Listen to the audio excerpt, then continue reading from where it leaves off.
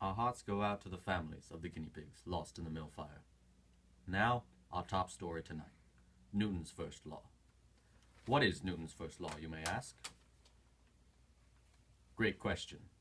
All these and more will be answered in tonight's segment of 4 to 6 minutes. I'm Steve Croft. Our exploration into Sir Isaac Newton's first law brings us to Dr. Samuel L. Jackson, who claims to be an expert on Newton's laws. Dr. Jackson, how are you doing on this fine evening? Just well, I'd say, old chap, just well. Now, pray, do tell us about this Sir Isaac fellow, and in particular, his law number 1. Yes, of course. Law number 1. Well, my good friend Sir Isaac was a very bright chap for his time, and one of his outstanding realizations was that an object does not accelerate unless a net force acts on it. This conclusion is known to us now as Newton's first law of motion, and also known as the law of inertia. What exactly does it all mean? Well, for one, it means that an object at rest will stay at rest, and an object in motion will remain in motion unless a net force acts on it. Interesting. Now, I see your point about an object remaining at rest unless something acts upon it. But I do so soundly declare that if I were to throw an object, it would fall to the ground and no longer be in motion. Now, watch as I throw this. Notice how it falls to the ground without a force acting on it. Sir, I do believe that this Isaac Newton of yours law is a fallacy.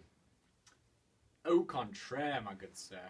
You see, the object does have a net force acting on it. That force being gravity, which pulls the object to the ground at an acceleration of negative 9.8 meters per second squared. Ah, yes. Now I see how this law of his does make sense. Thank you for joining me tonight, good sir. Our next guest, Alexander Delarge, a doctor in mass, weight, and volume, is here to enlighten us on these elusive terms. Hi, Mr. Boots. Well, shall we begin with mass? Ah, yes, mass. Mass would be defined as the measurement of an object's inertia, most often measured in kilos. My good sir, please tell the audience of how inertia could be described as. Yes, my brother. A very cryptic question it is. Inertia would be an object's resistance to change in its state of motion. So, at its core, increased mass would be indicative of a higher resistance to acceleration. Now, weight. Well, weight is the force gravity exerts on an object, meaning that it is simply the mass times acceleration due to gravity, which in our case on this particular planet is 9.8 and is measured in newtons, which can be denoted by a capital N. And finally, we are brought to volume. Volume is how much space is allocated to a certain object.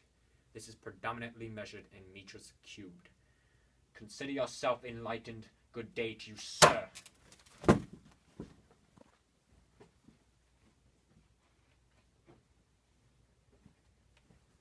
There you have it. Here we are joined by the Honourable Barry McCoolgoy. Well. To what do I owe the extreme pleasure of your acquaintance, O humble brother of mine? I would like for you to demonstrate the validity of Newton's first law. Oh, all right then, shall we commence? Well, you see, here's a very nice cliff at which I'm about to hurtle myself from. As expected, I'm going to land in that pool there, the reason being that gravity is the net force that is acting on me, pulling me down towards the awaiting pool. All right. Off I go then. Very well, my brother. Very well.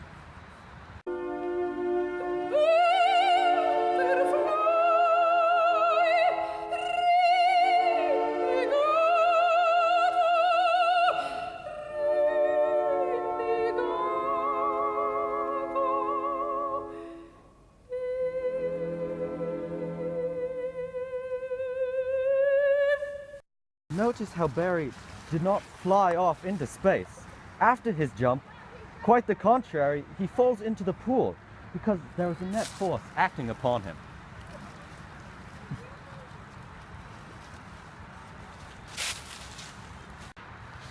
Take notice of the no swimming sign.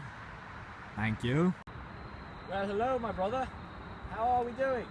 It appears I have ruptured my Gulliver, and I seem to have lost my watch. I do believe God hates you, sir. Quite so. I think after the completion of this journey into Sir Isaac's mind, we've all learned a little bit about his first law, and quite frankly, I think we've all learned a little bit about ourselves too. Yeah. Well, that is all the time we have for now, and we'll see you next time on 4 to 6 minutes. Next time on 4 to 6 minutes, sailboats.